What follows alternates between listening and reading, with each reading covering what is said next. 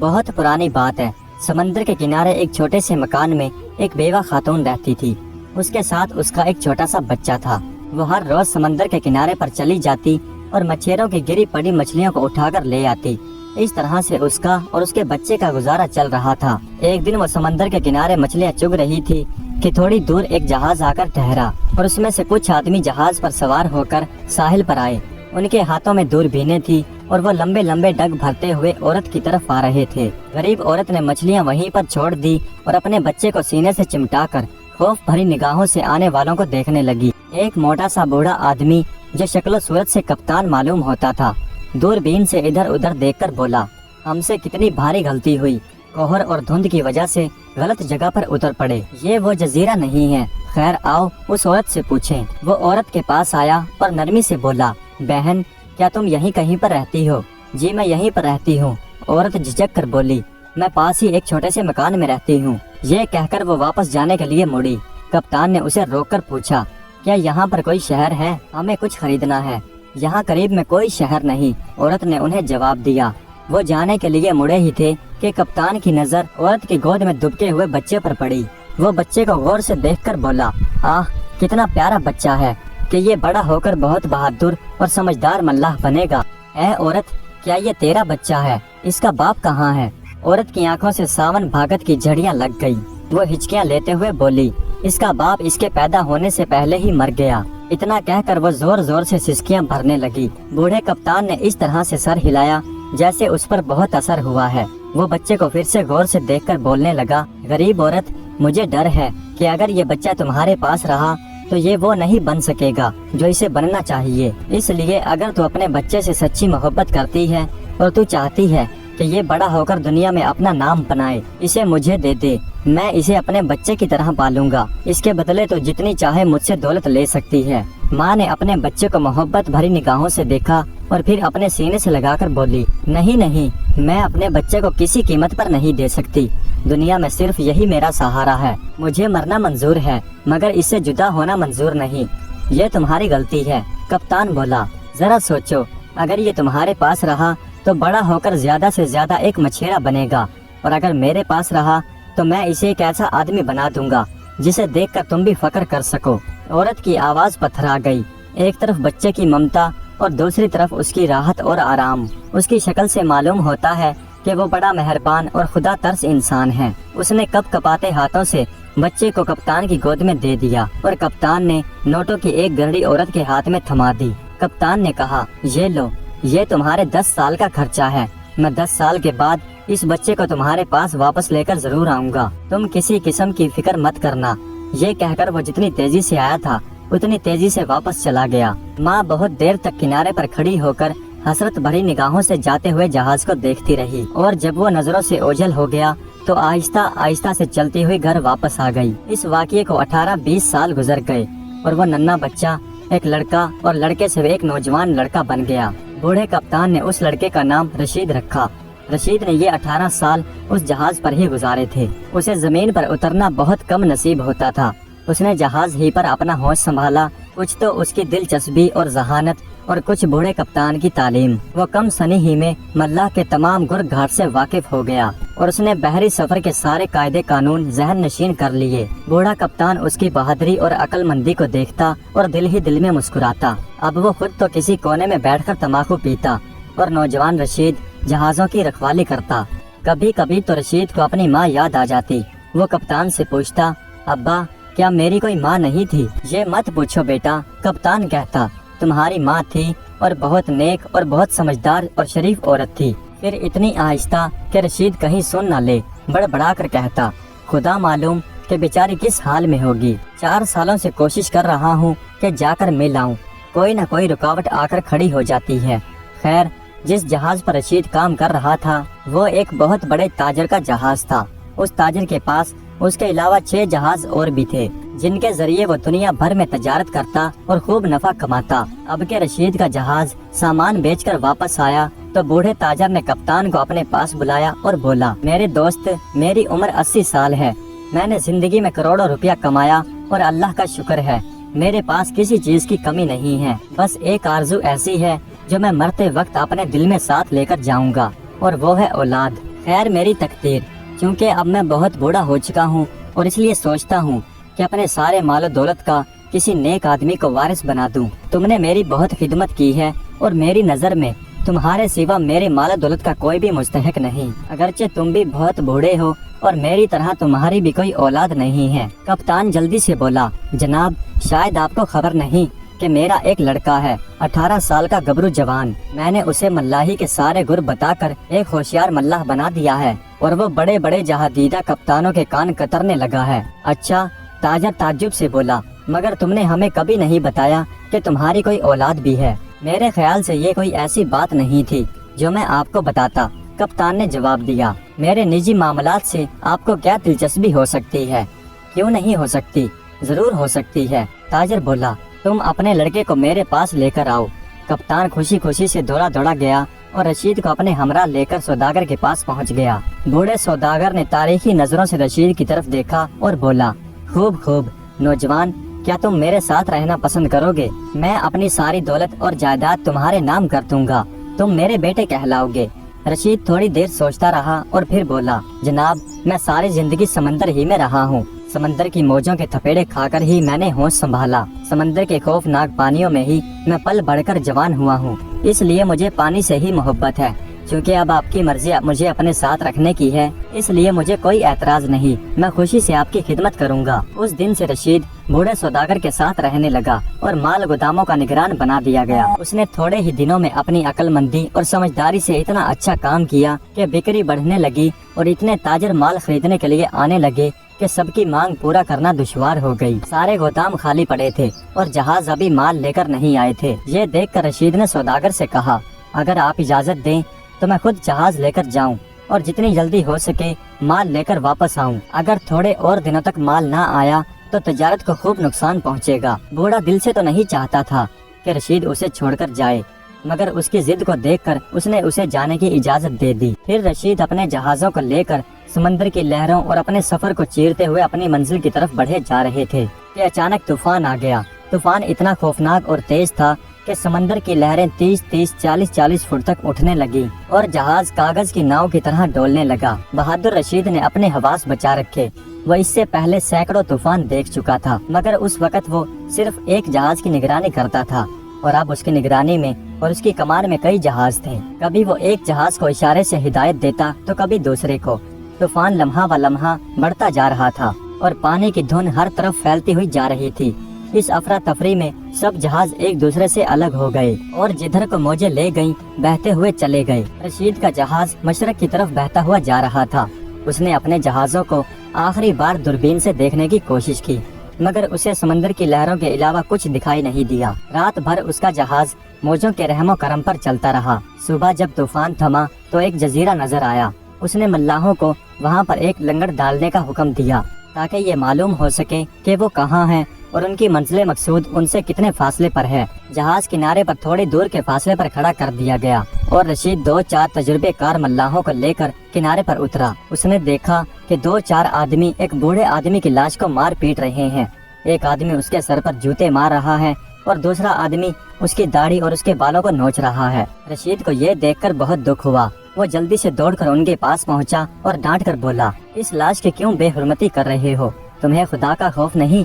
ایک آدمی اسے بولا، تم کون ہوتے ہو ہمارے کام میں دخل دینے والے؟ یہ ہمارا قرض دار ہے، کچھ سال پہلے اس نے 50 روپے ہم سے قرض لیا تھا اور اب یہ قرض دیے بغیر ہی دنیا سے چلا گیا، اب اس لیے ہم اسے مار کر اپنا غصہ ٹھنڈا کر رہے ہیں۔ یہ کہہ کر انہوں نے پھر اسے مارنا پیٹنا شروع کر دیا۔ ٹھہرو، رشید بولا، یہ لو اپنے 50 روپے اور اسے چھوڑ دو۔ رشید نے 50 روپے اپنی جیب سے نکال کر ان کے آگے پھینک دیے اور اپنے ساتھیوں کی مدد سے اس بوڑھے آدمی کی لاش کو ایک گڑھا کھود کر اس میں دفن کر دیا۔ یہ عجیب ملک ہے، رشید اپنے ساتھیوں سے بولا، کیا اس سے پہلے تم کبھی یہاں پر آئے ہو؟ میں تو یہاں کبھی نہیں آیا، ایک ملاح بولا۔ سنا ہے مشرق کی طرف ایک جزیرہ ہے جس کا نام زنگار ہے، کیا یہ وہی تو نہیں ہے؟ ہوگا، رشید بے پرواہی سے بولا اور پھر آگے کی طرف بڑھ گیا۔ کچھ دیر چلنے کے بعد وہ ایک بستی میں پہنچے جہاں ایک میدان میں بہت سے لوگ جمع تھے اور ان کے بیچ ایک آگ کا بہت بڑا الاؤ جل رہا تھا۔ الاؤ کے قریب ایک بہت خوبصورت لڑکی رسیوں سے بندھی ہوئی پڑی تھی۔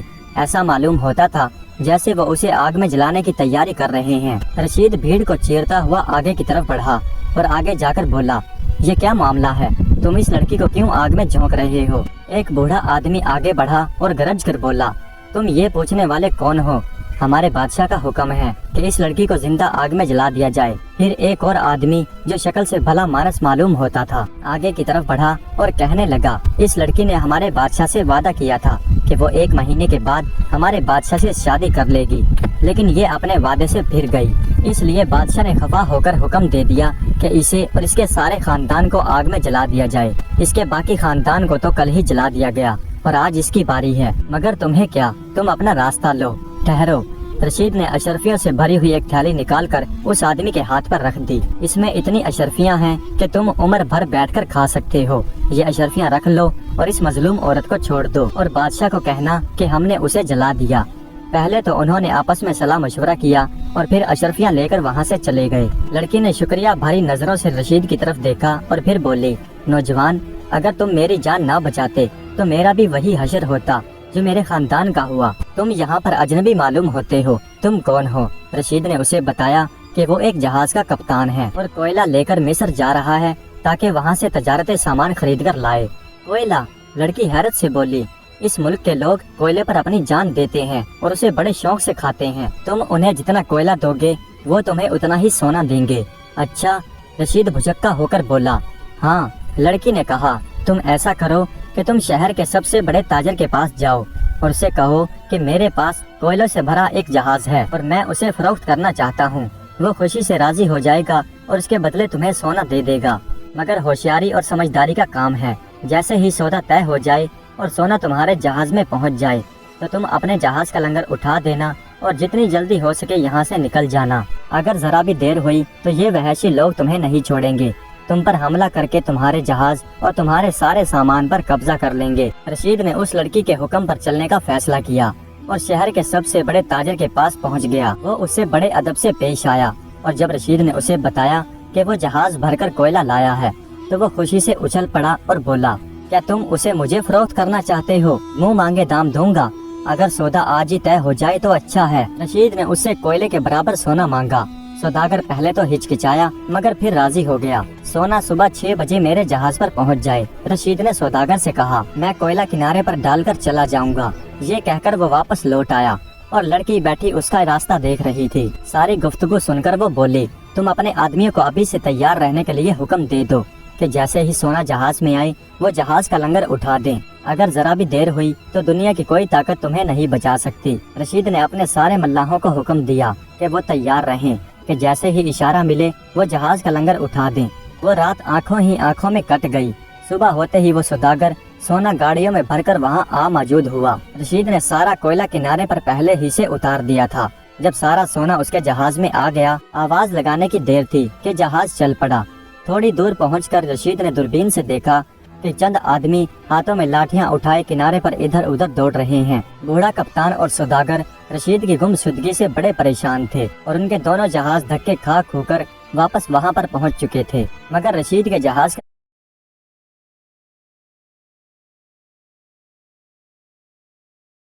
वो जहाज भरकर कोयला लाया है। तो वो खुशी से उछल पड़ा और बोला, क्या तुम उसे मुझे फरोख्त करना चाहते हो? मुँह मांगे दाम दूंगा, अगर सौदा आज ही तय हो जाए तो अच्छा है। रशीद ने उससे कोयले के बराबर सोना मांगा।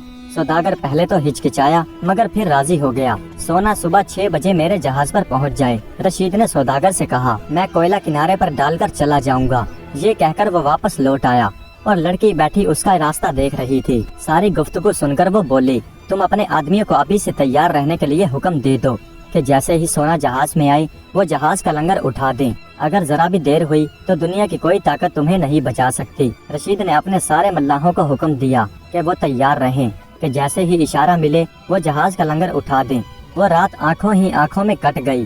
सुबह होते ही वो सौदागर सोना गाड़ियों में भरकर वहाँ आ मौजूद हुआ। रशीद ने सारा कोयला किनारे पर पहले ही से उतार दिया था। जब सारा सोना उसके जहाज में आ गया, आवाज लगाने की देर थी कि जहाज चल पड़ा।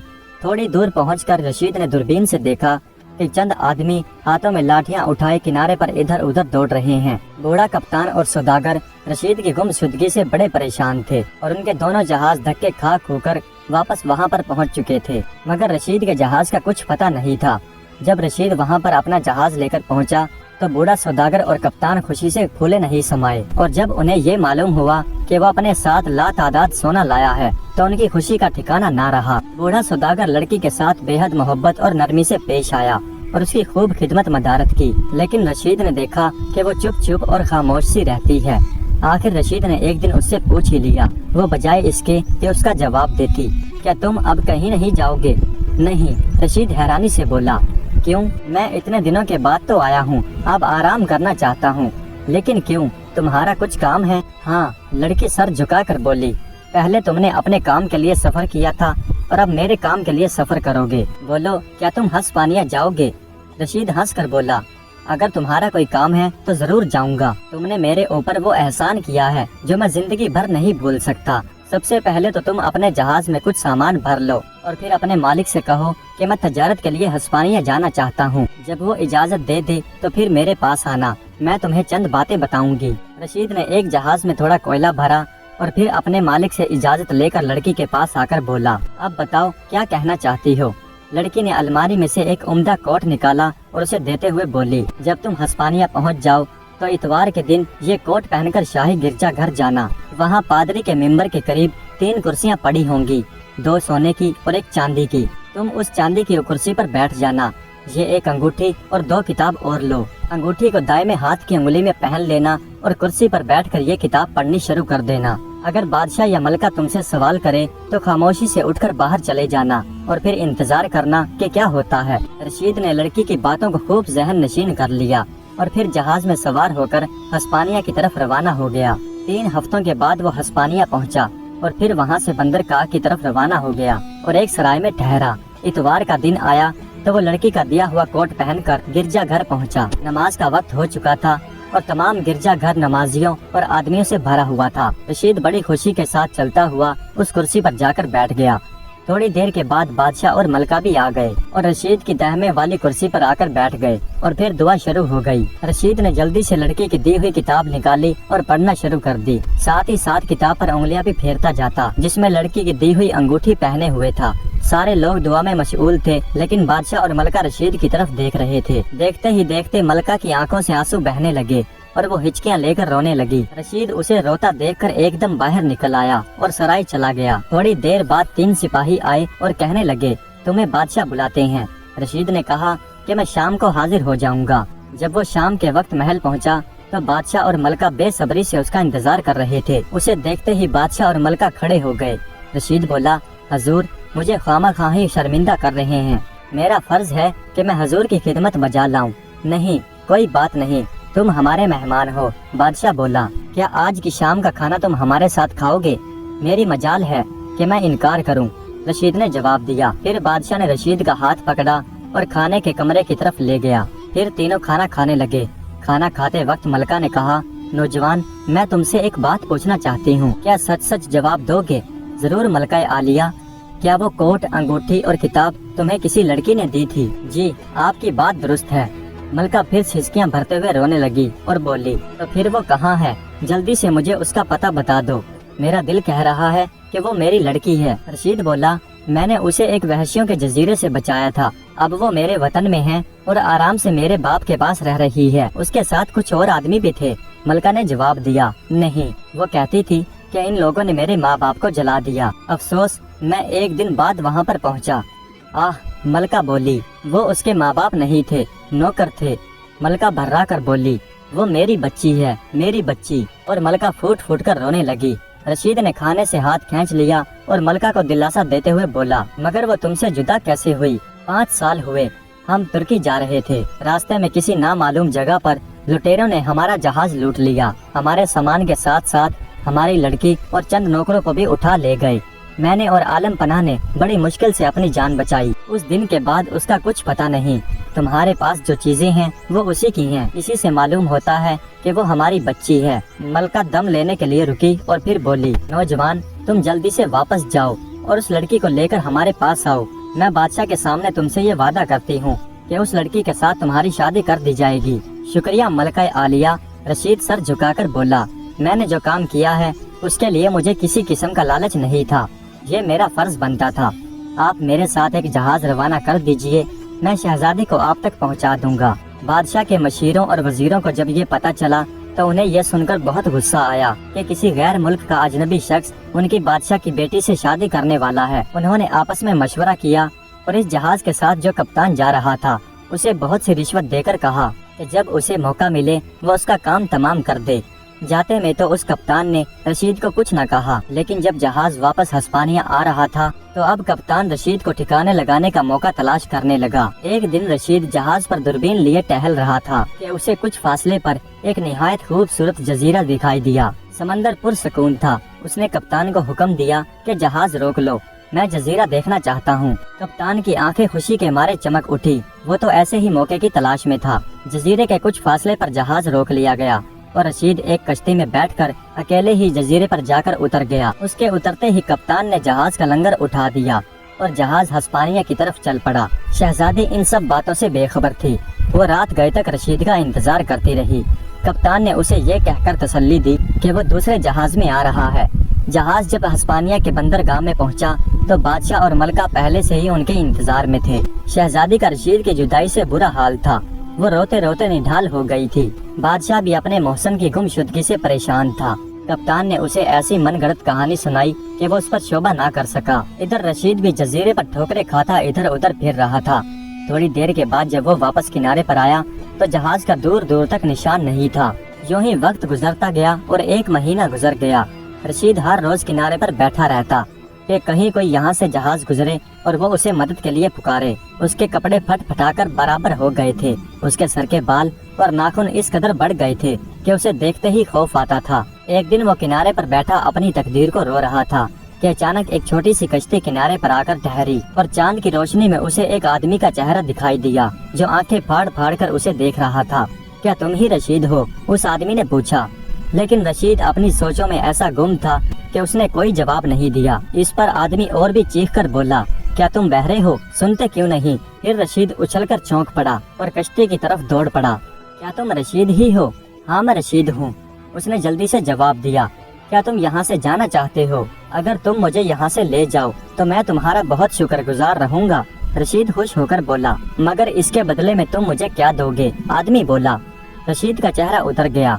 मेरे पास तो फूटी कौड़ी तक नहीं, मैं इस वक्त तुमसे कुछ नहीं मांगता। आदमी बोला, जब तुम सही सलामत अपने वतन पहुंच जाओ तब। रशीद बोला, अगर मैं अपने वतन पहुंच गया तो तुम जो मांगोगे मैं तुम्हें दूंगा। अच्छा तो आओ कश्ती में बैठ जाओ। आदमी ने सहारा देते हुए रशीद को कश्ती में बिठा लिया। तुम अपने वतन वापस जाना चाहते हो या हस्पानिया? हस्पानिया, रशीद चौंक कर बोला। रात भर कश्ती चलती रही। सुबह 10 बजे के करीब वो हस्पानिया की बंदरगाह पर जाकर रुके।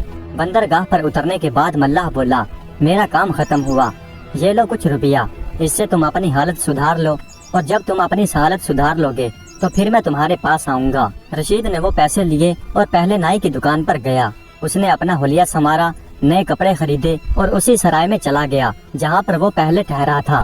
शहजादी उसका नाम सुनते ही उछल पड़ी। बादशाह और मलका को जब ये खबर मिली तो वो भी उसका नाम सुनकर बाग बाग हो गए। थोड़े दिन बाद रशीद की शादी शहजादी से हो गई। शादी में रशीद का मुंह बोला बाप वो कप्तान और वो सौदागर भी शामिल थे। कप्तान अपने साथ एक बुढ़िया को भी लाया था और जब उसने रशीद को बताया कि ये बुढ़िया तुम्हारी माँ है। रशीद कुछ दिन तो हस्पानिया में रहा और फिर अपनी दुल्हन को लेकर अपने वतन वापस आ गया। अब सौदागर भी बहुत बूढ़ा हो गया था। उसने अपना सारा कारोबार रशीद को सौंप दिया और खुद याद इलाही में मसरूफ हो गया।